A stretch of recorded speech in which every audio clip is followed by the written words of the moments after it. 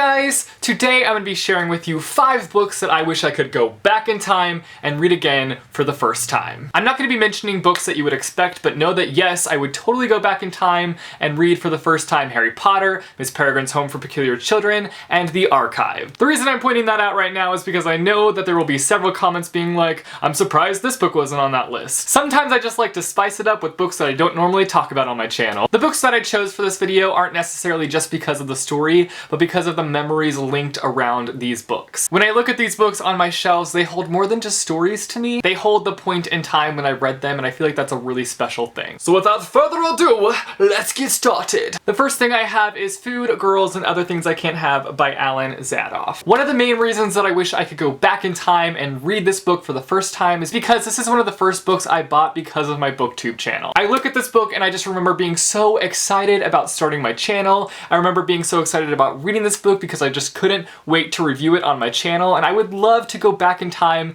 and just relive that excitement and the anticipation I had of filming my thoughts on this book. Every time I see this book on my shelf, it's just an instant flashback to starting my channel, and I would totally go back in time to that point in my life because it was a big life changer for me. And the next book I have is Why We Broke Up by Daniel Handler. This was the first book that I ever buddy read with somebody, and it was just the best experience. We'd read a section of the book every day, and then every night we'd come back to the Voxer app and we'd talk back and forth about our feelings on this book. And I think something that made it so fun was in part to the fact that we both just loved this book so much. But that whole experience kind of defines why I make videos in general. It's to connect with other people through books, and that alone is just an incredible thing to think about. This book was also special for me because it was the first time reading a book by Daniel Handler instead of it being Lemony Snicket, Daniel Handler's pen name, which was kind of an experience in and of itself because I had grown up reading Lemony Snicket's books. He's truly the author that got me into reading, so it was my first time seeing his style as Daniel Handler, which is so much different than his style as Lemony Snicket. And finally, the last reason I'd want to read this book for the first time again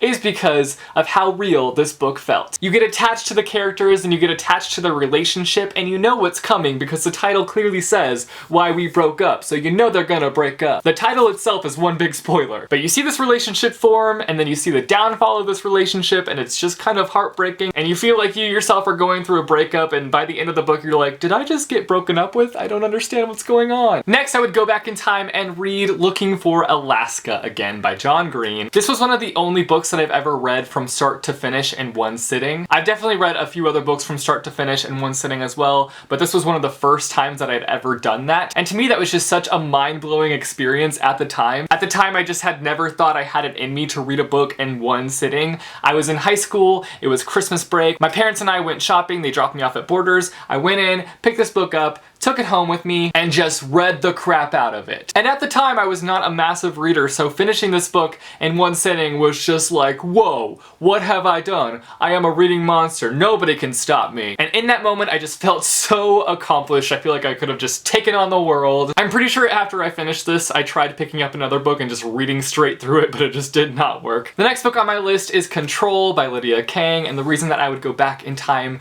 and read this book for the first time, because this was the first ever Booksplosion book of the month, and I would love to go back to that time in my life. I just remember all of us being so pumped to start Booksplosion and to read this book together and to discuss it with other readers around the world. And it was the start of a big thing for me because Booksplosion is such a big part of my life. Kat and Christine are 2 of my best friends, and it's so much fun having a project that we all contribute to. And finally, the last book is a very popular book, and that is The Hunger Games by Suzanne Collins. I read this book senior year when I was in a production called Hello Dolly. I would spend most of my downtime from the show in the green room reading The Hunger Games. I was just completely hooked. I had been going through this big reading drought in my life. I had finished the Harry Potter series and just nothing compared to Harry Potter. Every book that I picked up, I was just like, this ain't Harry Potter, this ain't Harry Potter. But then I picked up The Hunger Games, and no, this book is definitely not Harry Potter. Though, could you imagine wizards participating in The Hunger Games? I think that that would make an awesome crossover book, just saying. But this book definitely kicks me back into reading and the overall enjoyment that comes with reading,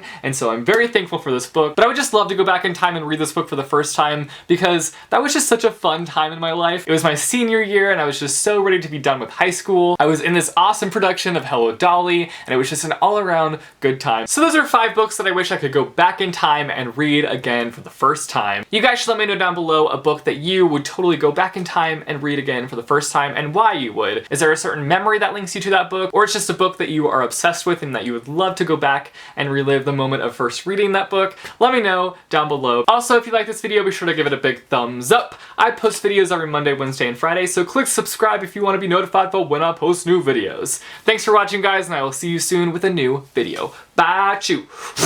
There's a bird outside tweeting it up. Tweeting up a storm, not on Twitter. No, he's vocally tweeting, so he really needs to stop. Yo, bird, I'm trying to film a video. I just flung a book on the floor, my bad.